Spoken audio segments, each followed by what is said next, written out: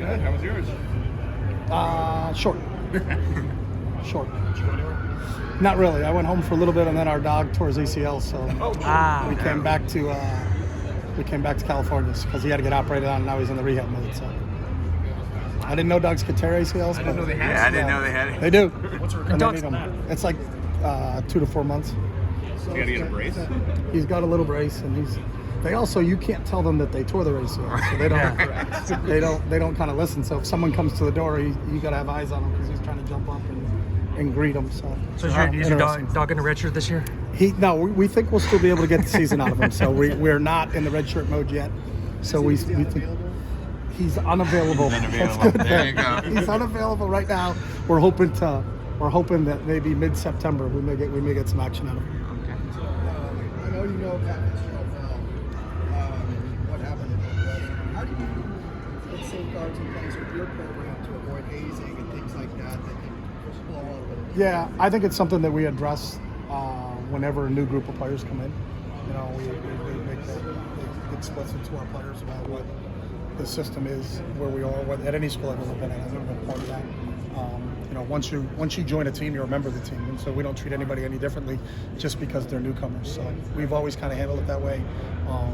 I know our school is very adamant about that. I also know there's a law in the state of California about that. So we make our players really understand that this isn't an old tradition thing. It's just unacceptable, and that's not going to be tolerated in our place. And you want it to be a player-led. You said you wanted to be a player-led program. Yeah. So they basically kind of are in charge of policing themselves. But as head coach, how do you kind of make sure that? Well, we're around our players all the time, so it's not like there's a vacuum between where the players are and the coaches are. So I think we're all on the same page. You know, encourage you to ask Duke and Latu what it's like in the locker room and how those guys handle it. But I think to foster a team atmosphere, then everybody has to be treated the same.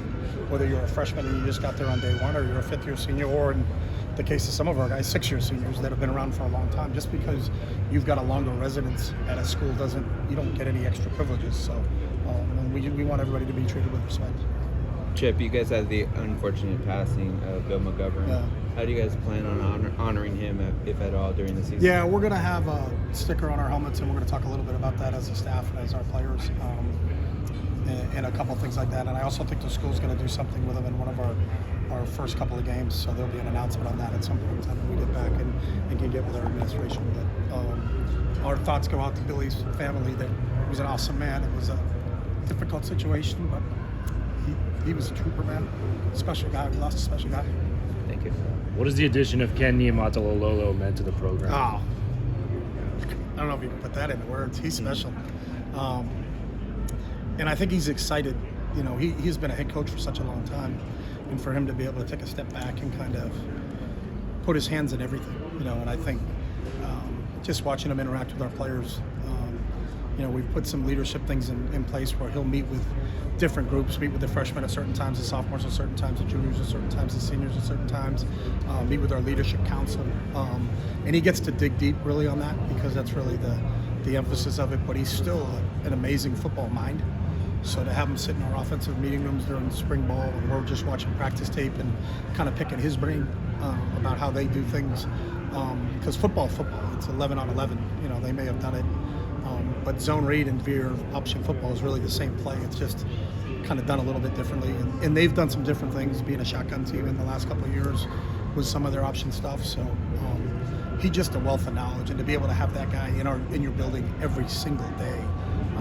When something comes up, whether it's about a team activity, a scheme, a leadership thing, to have that resource in your building is kind of it's special. And I know all of our coaches have really they all kind of use him in a different way. But he's been a mentor to our young coaches and our GAs along with our players. So we're excited to have him. To kind of build on that, Anthony Lynn, new defensive coordinator, it's his first time taking the defensive Anthony's coordinator. the dad. Yeah. Danton Lynn is the defensive My coordinator. apologies. DeAnton Lynn Yeah. is now the defensive coordinator for He is. UCLA. He is. How has he been, progressing with the program? Danton's been great. Yeah. You know, it's funny. Scott, I think, was talking about he was at dinner with him. and remarked to him, he said, we're kind of the same age, and Scott's 43, and Danton's like, I'm not 43.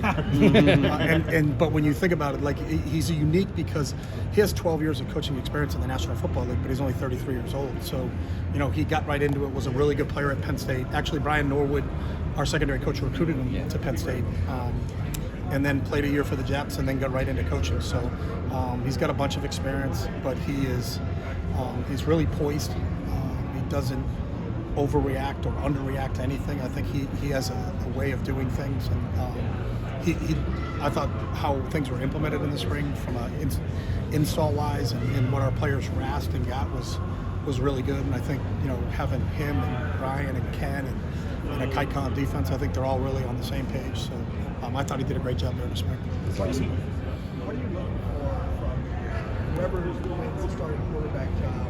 How is that person differentiating himself?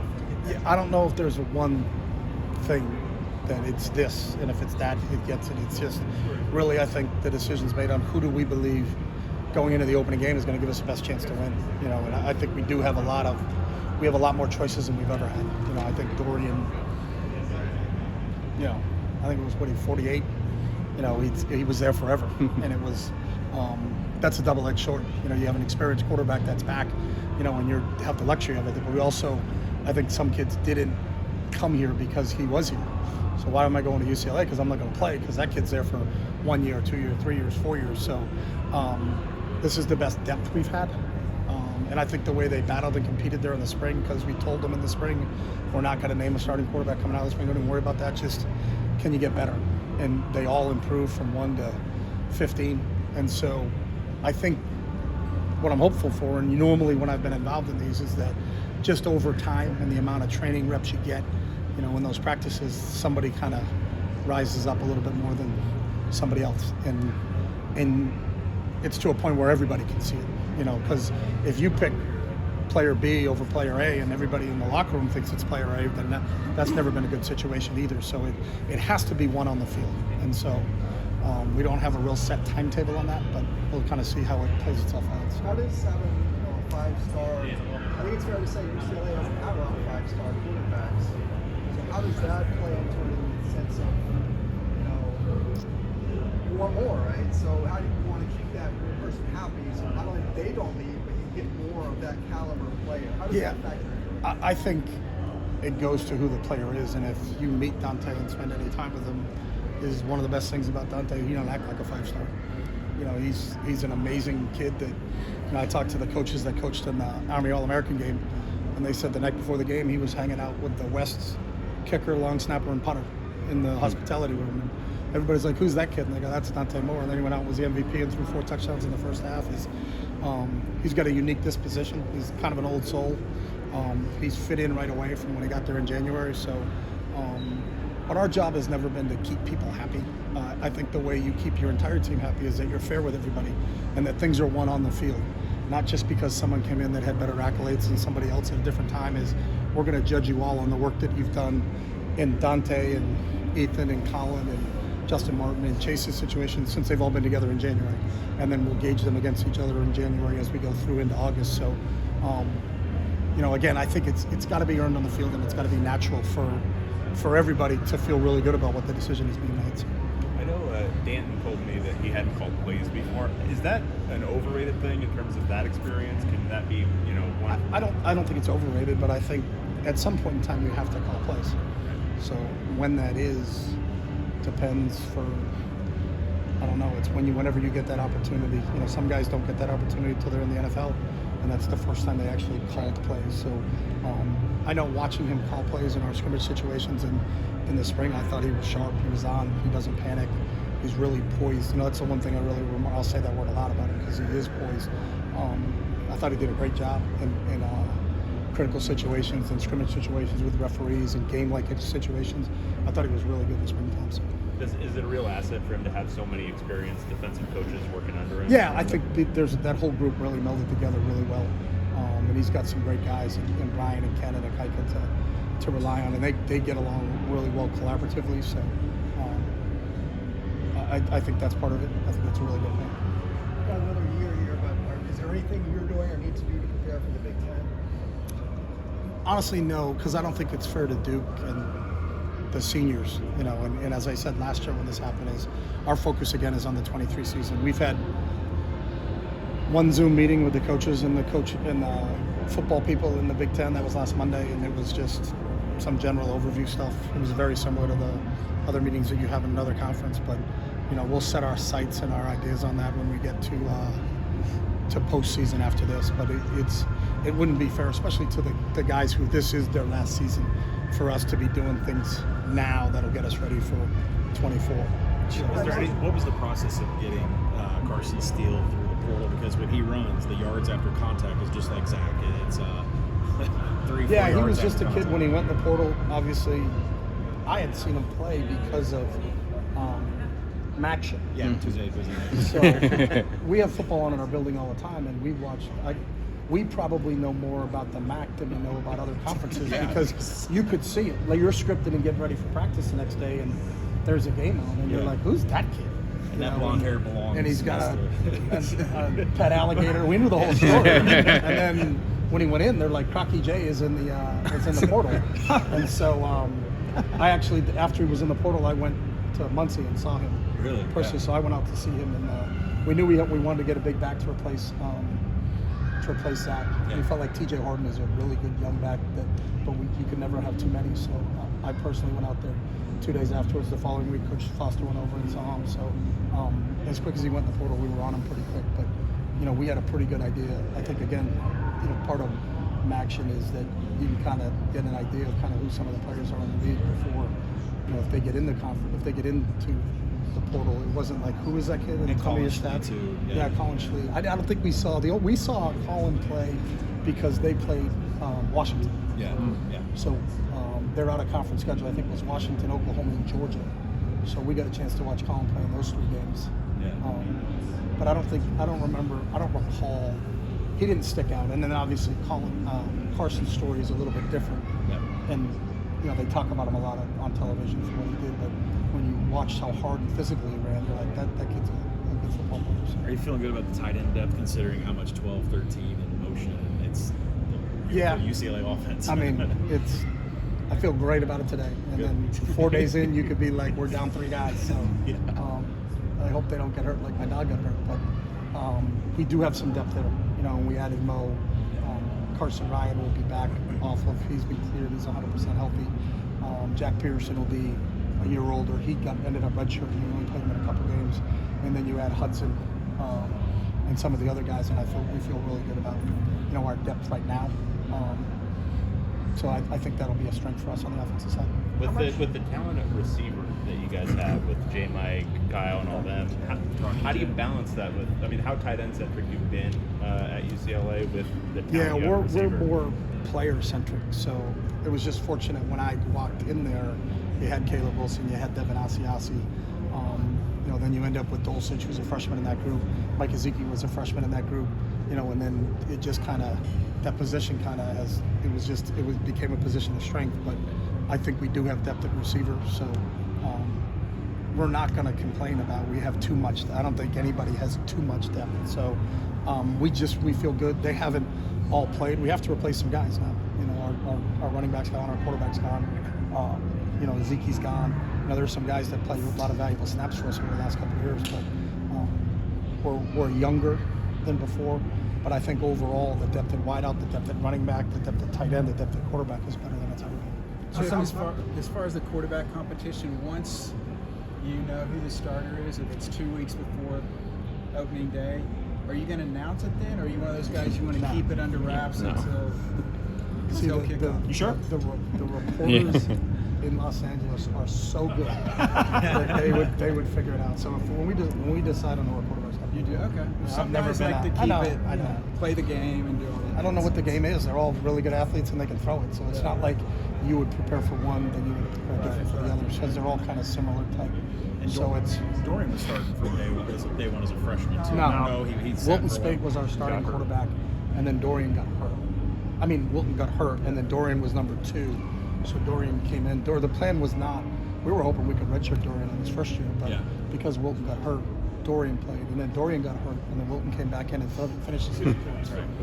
So, Do you mind doting on Liatu a little bit? Just such an epic career when he had the medical retirement. Yeah. It didn't look like he was going to be able to play again. Comes to UCLA, blows up for double-digit sacks last year. What kind of kid is Liatu? I just think his work ethic is the one thing that sets him apart. You know, because a lot of people may have accepted what he had and said, I can't play. But he works so hard, and he's such a determined guy that what he did, and you could watch him. You know, his first spring for us, he was not in contact. It was just drill work, but to watch what he did on the side and to stay out of things, waiting to get the final clearance from the doctors. And he still wasn't sure it did come, you know, and we didn't know 100% if it was going to be cleared or not. But if he did get cleared and it was a 100% medical decision, then he had to put himself in a position that if I do get cleared, I got to be ready to go. And to watch him work the way he worked, especially in that time, because it was work on the side by himself and alone, and he just continued to do it. So just really happy for him. You know, he's an unbelievable competitor, you know, and he did kind of pop out last season, but, you know, we're expecting him to be even more explosive this year just because he's got a year under his belt and knows he wasn't the year before he was hoping he was going to get a chance to play. He knows he has a really good chance this year and has been really one of our true leaders on the defensive side of the ball. With the defense kind of struggling in the last few years, how good is it to see Latu and Muasau get some all-conference preseason recognition? Yeah, I mean, and they deserve it. Darius obviously is another really talented guy, but it's another position. I think our front seven, our depth, is better than it's been. You know, almost every linebacker's back from last year, and feel really good about that group. You know, when you put Darius with, you know, with Kane and CBS and John Vaughn, and then you added Femi from Cal. You know, I think we feel good about our linebacker spot. We feel better about our depth on our defensive line. You know, Gary Smith is back for year 2. Jay Toya's back for his 3rd year. You know, Sedeveni Kafusi had a really good spring for us. Keanu Williams came in from Oregon, and he was there. You got the Murphy twins and Latu and Carl Jones at outside linebacker for us. So I think from our front seven standpoint, we feel good about them starting as we get into camp. We still have some questions just from an experience standpoint in the secondary. Is Gary fully cleared? Gary's fully cleared. How much is the Big Ten coming up in your big conversations? It comes up then because you're recruiting kids that are in the class of 24 and 25.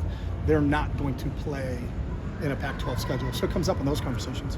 And I think it helped with Dante. You know, Dante, we talked about that. You know, he's from the Midwest and always wanted to play in the Big Ten, and he's going to get an opportunity to play in the Big Ten. He'll play 1 year in the Pac-12 and then play another in the Big Ten. Is there any change in the footprint? Not as much as the footprint has changed, but I think for kids understanding the exposure that they'll get because you're playing on non-linear television, you're playing on CBS, NBC, Fox. You're not going to play a game later than 8 o'clock on the East Coast because of the time slots that the Big Ten has. So their exposure to be shown to more of the country is a positive. So I think that has happened. We have had conversations with kids from the Midwest, but I still think your recruiting base is always going to be somewhere within drivable distance to your campus.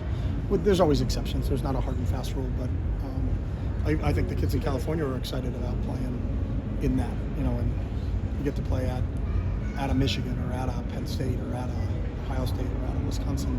I think kids get excited about that. Is it a myth that Southern California kids don't want to play in cold weather and snow and Big Ten weather? I don't know if it's a myth, but I don't think they've ever experienced it, so they can't say yay or nay. You know? Right. Could I have a quarterback question for you? Rick Santos. Yes. Ricky Santos. Ricky. He changed his name to Rick. Dropped the Y. Tell him I still call him Ricky. Yeah, he dropped the Y. I just played golf with him 2 weeks ago. So. Oh yeah, I was going to ask how much contact you've been in with winning a league title his first year. Yeah, he did a great job. He did a great job. Took over for a legend. Coach McDonald was there when Ricky played and when I was a coordinator there. And then Ricky's first year as the head coach, I thought he did an outstanding job. It was really good to see him play and what he's done with that program. So. And did you see the capacity for him to step as a head coach? Oh yeah, we always knew Ricky was destined, no matter what he was going to do. You know, won the Walter Payton Award as a player. You know, just kind of a self-made football player. Had a tremendous impact as a player there, and then went on and everywhere he coached. When he was in the Ivy League before he came back to New Hampshire, he talked to Al Bagnoli at Columbia and some of the places his stops before he got there, and they just remarked on how special a young coach he was. So that his success coaching-wise doesn't surprise me because I'd always know he was going to be ultra successful. You announced. All right, listen. You announced Wilton would get the job 2 days before that season opener. How close was Dorian to winning as a true freshman, and how hard is it just to win that job as a true freshman to be 5 starting quarterback? I don't recall why Dorian was in the mix. Yeah. But we also had 2 other kids, so Monster. Modster and Burton were in the mix too, so they may have been a little bit ahead. There's a difference, I think, in Dante's amount of snaps in high school and Dorian's, where Dorian's, the only negative thing anybody can ever say about Dorian is he didn't play enough in high school because he was a receiver as a junior. And because Gorman was so good, they blew everybody out, and he only played first halves of like 9 games. So I think he threw 116 passes in his high school career. And it wasn't that he wasn't talented. He could run, he could throw, he's tough, he's smart. I think he just didn't have that many snaps behind him. So I think that's what kind of differentiates him. Dante was a multi-year starter and has played a lot of snaps in a really good system. And Dorian was in a good system too. It's just, it's unique just looking at the amount of snaps he had. So, but I don't recall why it was announced when it was announced. You know what I mean? But I know because Wilton wasn't there for the spring either. But Wilton started for 2.5 years at Michigan, so he had the most experience out of anybody in that group. So it was there was a comfort level with Wilton at that point too. So. Okay. Thank you. All right, guys. Thank you.